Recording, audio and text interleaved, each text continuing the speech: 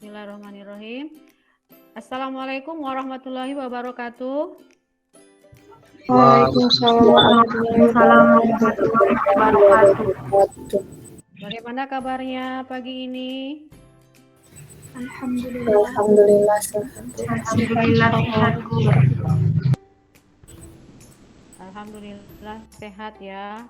Jadi untuk memulai pembelajaran kita pagi hari ini, maka lebih baik kita mulai dengan doa. Silakan Nak Alwi, dipimpin doanya. Ya Bu.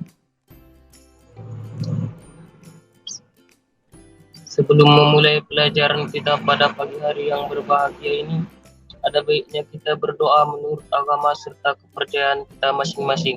Saya akan memimpin doa. Berdoa dimulai. Terima kasih untuk Nak Alwi yang sudah memimpin doa kita. Semoga nanti pembelajaran kita ini bermanfaat dan diberkahi oleh Allah Subhanahu wa taala. Kemudian untuk meningkatkan rasa nasionalisme kita kepada bangsa kita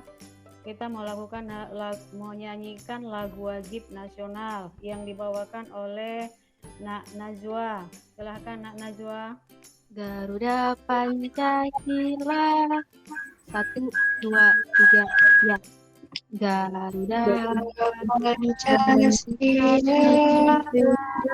Kemudian Ibu di sini akan melakukan presensi. Sudah masuk semua Nak? Udah join?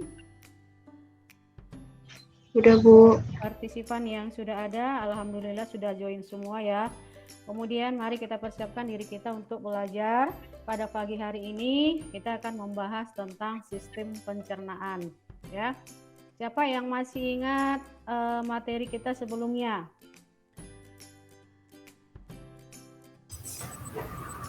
Saya Bu. Sistem peredaran darah Bu. Sistem peredaran darah ya.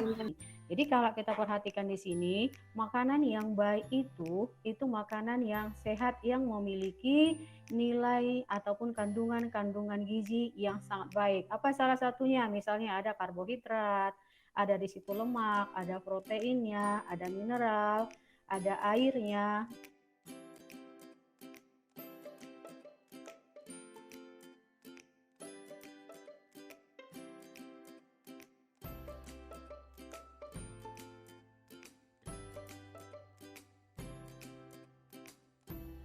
Coba Anda perhatikan slide ini. Ada di sini skenario masalah. Silakan Anda simak, Anda baca. Kemudian siapa yang mau mengajukan pertanyaan? Silakan Anda baca. Kemudian siapa yang mau mengajukan pertanyaan? Saya Bu, Alwi Bu. Ya, Alwi silakan. Assalamualaikum warahmatullahi wabarakatuh. Waalaikumsalam warahmatullahi wabarakatuh. Pertanyaan saya Bu, apa saja Bu zat-zat berbahaya bagi tubuh yang terdapat dalam makanan kemasan Bu? Ya, Bu. Dah, kita rumuskan di situ permasalahannya dari beberapa pertanyaan kawan kita tadi. Di situ ada LKPD pertama. Nanti Bu bagi kelompoknya ya. Kelompok yang Ibu bagi semalam, yang ada kelompok 1, ada kelompok 2, itu untuk membahas tentang LKPD pertama. Kelompok 3 dan kelompok 4 itu membahas LKPD yang kedua ya. Nanti Ibu akan memantau dari WA Ibu karena Ibu sudah bergabung dalam kelompok kalian. Kita mulai dari sekarang, waktunya sekitar 15 menit ya. Tapi kalau sudah selesai belum sampai 15 menit, kita bisa mengomunikasikan hasil daripada diskusi kita ya. Bisa kita mulai. Untuk mencari literasinya bisa dibuka bukunya, buku yang berhubungan dengan sistem pencernaan. Kalau kita buku biologi kita itu ada pada halaman 113 ya. Selain menggunakan buku, bisa juga kamu menggunakan media internet atau literatur yang lainnya.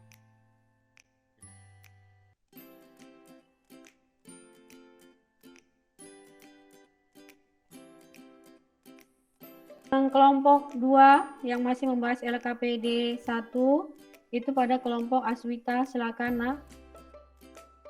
Assalamualaikum warahmatullahi wabarakatuh. Waalaikumsalam warahmatullahi Kami dari kelompok 2 akan membahas tentang masalah yang ada pada LKPD 1, yaitu berdasarkan analisis pada masalah di atas, lengkapilah tabel di bawah ini. Produk makanan yaitu makanan kemasan. Jenis kandungan zat makanan ada lemak yang yaitu 10 gram dan kadar kandungan makanan kemasannya 16%. Jadi total kalori dan makanan kemasan tersebut adalah 93 kalori.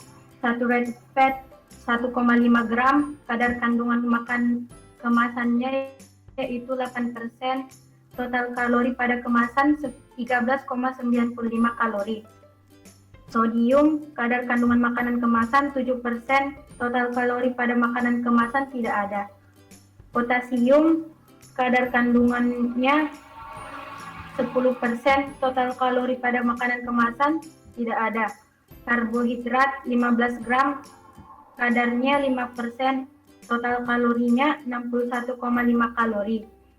Dietary fiber 1 gram, kadar kandungannya 5%, total kalorinya 4,1 gram. Protein 2 gram, kadar kandungan makanan kemasannya 2%, total kalori pada makanan kemasan 8,2 gram. Bagian 2 yaitu jawablah pertanyaan di bawah ini.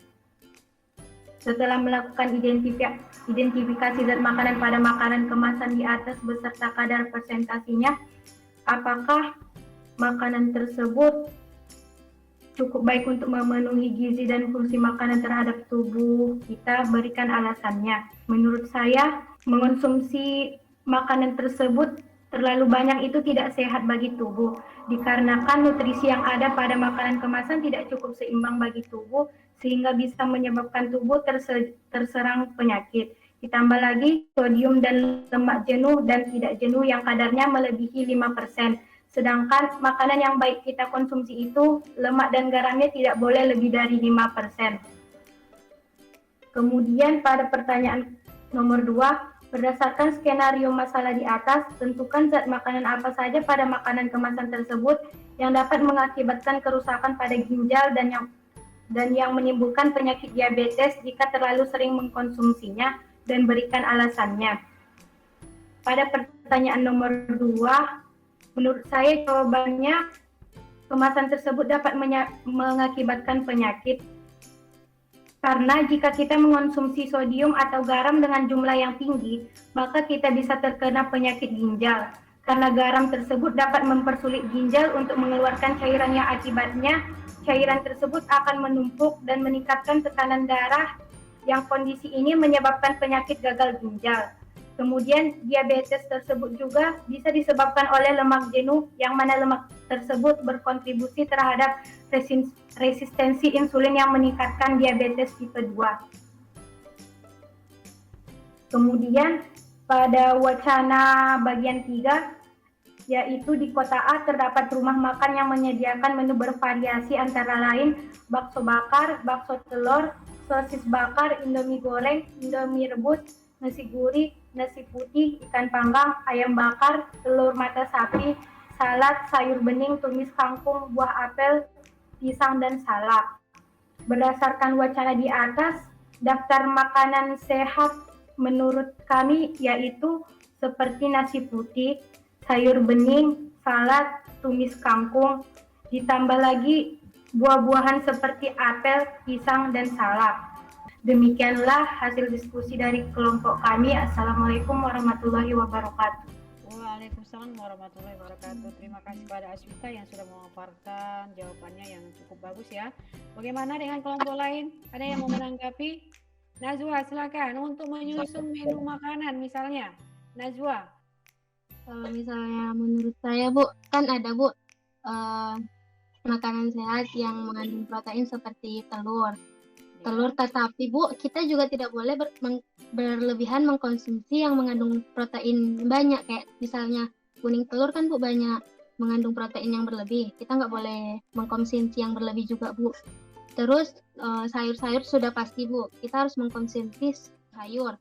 Setelah itu buah-buahan, dan buah-buahan yang mengandung vitamin C seperti jeruk dan apel.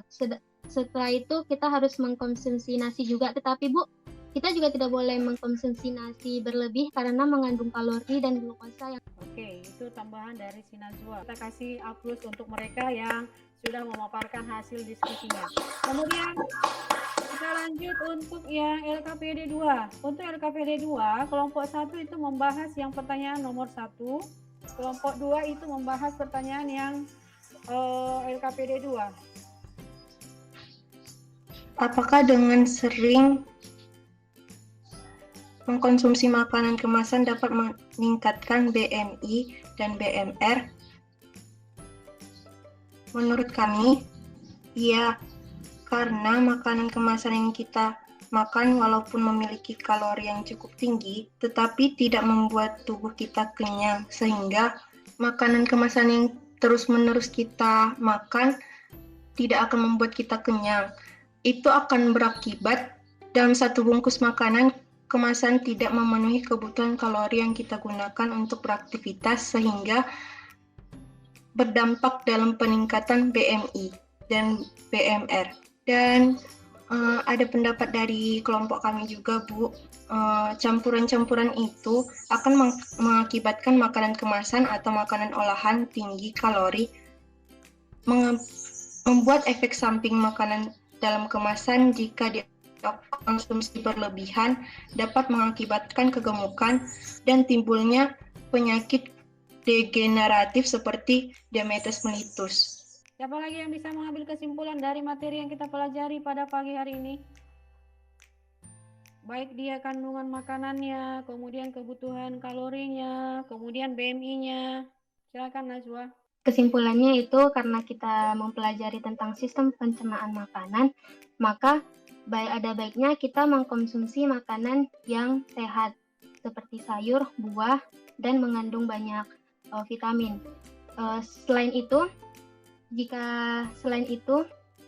dari hasil identifikasi yang kami dapatkan dari LKPD 2, Ani memiliki BMI kategori obesitas 3 yang diakibatkan banyaknya mengkonsumsi makanan kemasan yang memiliki kandungan makanan tinggi lemak jenuh, natrium, dan gula yang memicu munculnya obesitas. Dibandingkan dengan Andri yang memiliki BMI kategori normal karena dia mengkonsumsi makanan yang bergizi dengan menu seimbang dan tidak menyukai makanan kemasan. Maka ada baiknya kita mencontoh si Andri yang mengkonsumsi makanan yang bergizi dan menu seimbang dan tidak menyukai makanan kemasan. Dan ada baiknya juga kita sering mengkonsumsi makanan yang mengandung banyak serat seperti buah dan sayur. Jika kita mengkonsumsi yang banyak serat, maka kita tidak akan mengalami obesitas karena kita tidak akan mengalami kenaikan berat badan. Jadi kalau misalkan Ibu bertanya dulu, kalau karbohidrat yang berlebih kita masukkan ke dalam tubuh kita, apakah itu semua akan digunakan untuk beraktivitas? Tidak, Bu.